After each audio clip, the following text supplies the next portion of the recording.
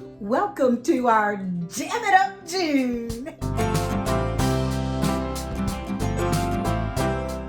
Hello, welcome to Andale Homestead. I'm Ann, and I'm so glad that you're here today.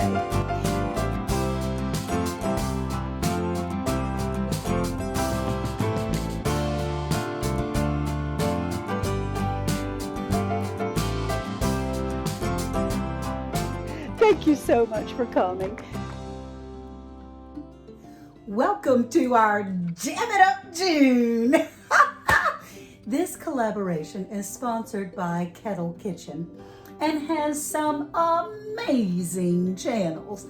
So each day of June, we have been assigned a day, and someone different is going to be jamming it up for their choice of jam. I have decided to use blueberries to have spicy blueberry jam. Now, in the description below, you will see all the channels that are a part of this collaboration, and you can win some prizes. Stay tuned for Jam It Up June. What's the first thing you start off with for blueberry jam? Blueberries, of course. These were purchased from the grocery store, and I used a larger container. I wasn't absolutely positive of how to measure. I need 2.5 pints. This is before they're washed and crushed. I got out a pint jar, measured 2.5 pints, because my measuring cups are a little different. Today I'm going to be using a steam canner, the Fruit Saver steam canner to be able to do the blueberries. And what I'm doing now is preparing my canner. And you put water, sorry for the noise, you put water in the bottom of the container right up until the edge. Can you see the edge of the bottom? This is a rack that goes in the bottom. So you put it right up to the bottom of this rack. And then we're going to begin to heat that water a little bit. It has a gauge on top that tells you about your elevation when it gets up to the proper temperature. So that's the method we're using today, is a steam canner. Now, one of my very first steps in this recipe is to look at the USDA canning book. And it has a recipe for blueberry spice jam. So we're going to follow the instructions of the USDA cooking book. Here's the pan. I'm getting ready to start crushing the blueberries. So the recipe tells you to crush your blueberries, and that's what I'm doing with a crusher. You could use a food processor if you wanted to. I just don't enjoy washing the food processor when I can pull out my little handy dandy tool. So I'll bring you back. I've crushed all the blueberries, at least as much as I want them crushed. I like a little chunk in my jam. That's as much as I want them crushed. And now it's time to add some lemon juice. Get out my little handy dandy mixer. And you want to use bottled lemon juice because the acidity is measured in there in the factory. The fresh lemon juice, it doesn't have a consistency of acidity. So we have 1 tablespoon of lemon juice we're putting in there. There we go. Yep, make you safe. And the next item is cinnamon that the recipe calls for. And it calls for 1/2 of a teaspoon. That's what we're gonna do. We're gonna put some cinnamon right in there. And then it calls for the spice and the water. So we have the blueberries, the cinnamon, the lemon juice, and we're getting ready to add the water. There we go. It's 3/4 cup of water. The recipe now calls for a full, this is 1.75 ounces of pectin, and I chose the powdered pectin because it says 1 box of 1 3/4 ounce, which is, this is the box, and this is what I'm adding in. The pectin is what makes it gel.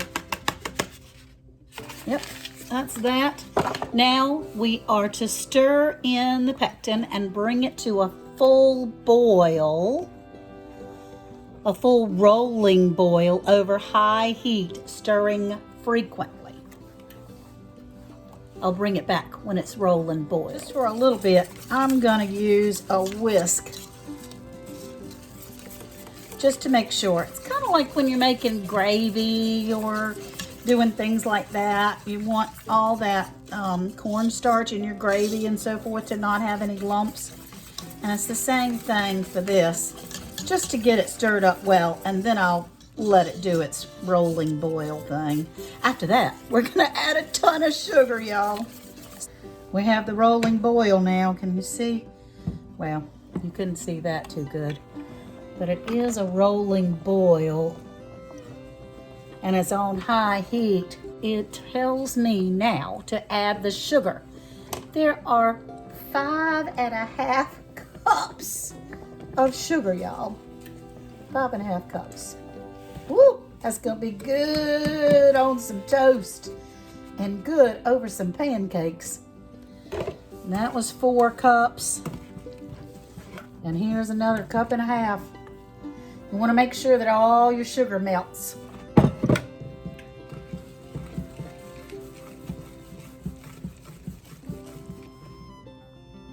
Again, I'm using the whisk just to be sure that I have all the sugar that's in there at the bottom, and I want to make sure that it is melted and not clumping up. This part is a little tricky because once you get this back up to a high rolling boil, you have to quickly get it in the jars. Now the jars are already in here heating up, so let me use 2 hands, get these jars out, and we'll jam it up. 1 minute is up. So it's time to put this in the jars. So the recipe says to remove from heat and quickly skim off the foam. We're gonna skim off the foam really quickly. See if we can just have, can't get it off the heat there. And I guess what that does is keeps your jars from being mostly air, you know, you get the film out of there. I think that foam is pretty much gone now. My husband's here to help. He's gonna help me get it in the jars. So y'all hang on. Sometimes it's a 2-person job. So what we're doing now is he is going to go ahead and put them in the jars for me. We like to use like a glass measuring cup because it has the little spout on it. And you're gonna need to be sure to have your vinegar here to be able to wipe off all your rings because it's very sweet and we need those rings to be able to do. So what we're gonna do is fill up what we have and then go back and spoon in up to 1/4 inch, which is right here, 1/4 inch. There's the top, there's the first ring, but of course we'll use our little measuring tool that we have here, a little measuring tool to be able to tell. Sometimes canning is a little messy, but what we're doing is checking the height of the jars. We need it 1/4 inch. Could you measure that for me, please? Yes, ma'am. Oops. There we go. We need a little bit more. So all the jars are filled right up to the exact. Bear, would you ask a ship fitter to be able to put things in there? Oh, they're going to be exact like an engineer. He was wonderful doing it for me. Looks like there's a little bit of, there we go, we got it. And here's the lid. Come over here. Put the lid on.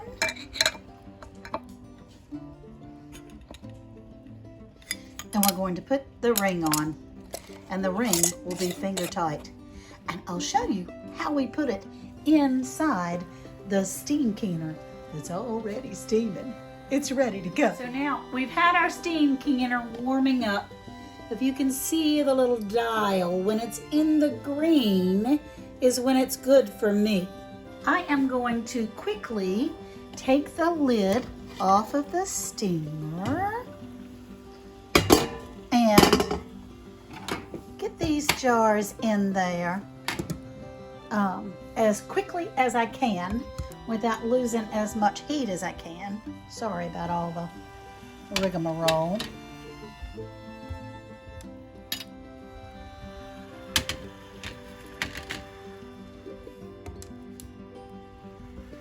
And the recipe says 5 minutes as far as for half pints.